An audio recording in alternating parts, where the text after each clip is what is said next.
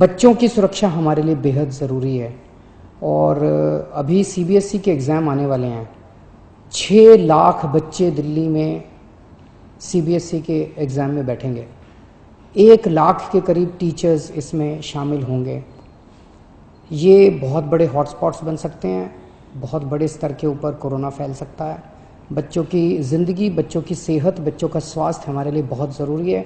मेरी हाथ जोड़ के केंद्र सरकार से अपील है कि सीबीएसई के एग्ज़ाम्स को कैंसिल किया जाए और इसके एवज़ में कोई और तरीके निकाले जा सकते हैं, या तो ऑनलाइन का कोई तरीका या इंटरनल असेसमेंट करके उसके बेसिस के ऊपर इस बार बच्चों को पास किया जा सकता है।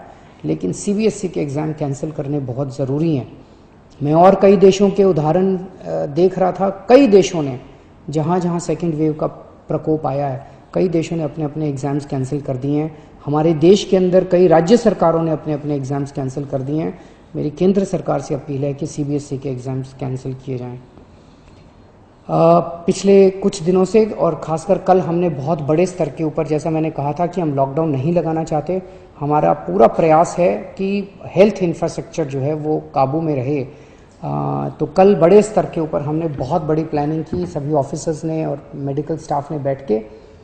तो बड़े बड़े हॉस्पिटल्स के साथ हम बैंक्वेट हॉल्स और होटल्स को अटैच कर रहे हैं, ताकि मान लीजिए किसी अस्पताल के अंदर 100 बेड हैं और उसके साथ हमने एक बैंक्वेट हॉल अटैच कर दिया, उस बैंक्वेट हॉल में भी 100 बेड हैं।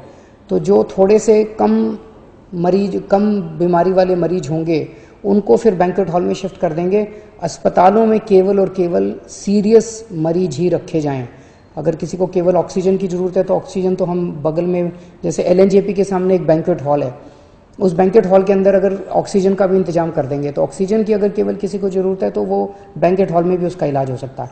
तो इस तरह से बहुत बड़े स्तर के ऊपर हम बेड्स की कैपेसिटी क्रिएट कर रहे हैं। कुछ हॉस्पिटल्स को, सरकारी भी और प्राइवेट भी, कुछ हॉस्पिटल्स को हम लोगों ने 100% कोविड डिक्लेयर किया है। मैं इस बारे में मैं सबकी सहयोग की अपेक्षा करता हूँ, सबसे सहयोग की अपील करता हूँ। मैं उम्मीद करता हूँ कि सभी हॉस्पिटल वाले, सभी के मैनेजमेंट और सभी लोग इसमें हमारी मदद करेंगे। मैं समझ सकता हूँ कि जो दूसरी नॉन कोविड बीमारियाँ हैं, अभी भी दिल्ली में केवल ये 14 नहीं है, बहुत सारे हॉस्पिटल्स हैं, लेकिन दिल्ली में अगर किसी जो प्लान्ड सर्जरीज हैं अपनी, जैसे मान लीजिए किसी को नी रिप्लेसमेंट कराना है, किसी को, ये महीना, 2 महीना, 3 महीना डिले हो सकते हैं।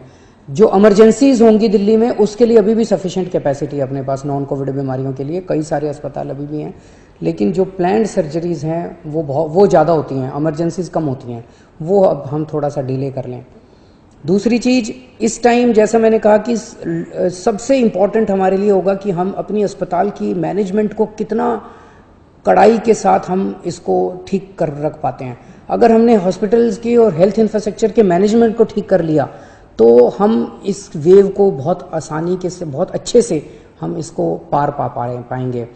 तो हमने एक और एक्सरसाइज कल से शुरू की है कि एक एक पेशेंट जो हॉस्पिटल्स के अंदर हैं उनको ये देखा जा रहा है कि अगर ये हॉस्पिटल, डॉक्टर्स चेक कर रहे हैं, सभी डॉक्टर्स चेक कर रहे हैं कि अगर वो पेशेंट घर में ट्रीट हो सकता है तो उस पेशेंट से रिक्वेस्ट की जा रही है कि आप अस्पताल का बेड खाली कर दीजिए, आपका घर चले जाइए। घर पे हम घर पे जब आपको भेज रहे हैं तो अपना पल्ला नहीं झाड़ रहे, हाथ नहीं झाड़ रहे। हम घर के ऊपर अंदर भी, आप जब घर जाएंगे आपकी हम कांस्टेंट मॉनिटरिंग करेंगे। हमारे डॉक्टर्स आपको लगातार फ़ोन करते रहेंगे। आप जब घर जाएंगे आपको ऑक्सीमीटर देके भेजेंगे। अगर आपकी घर में बीमारी जरा सी भी गड़बड़ हो गई तो वापस आपको हॉस्पिटल ले आएंगे।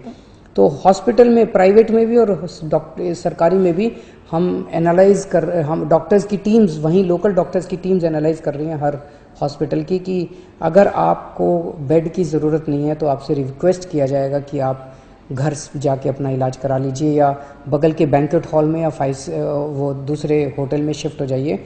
इसमें मेरी सबसे रिक्वेस्ट है कि आप डॉक्टर्स की सलाह के मुताबिक उनके साथ कोऑपरेट करें, उसमें ज़िद ना करें, बिकॉज़ हमें पूरी दिल्ली को संभालना है। हमारे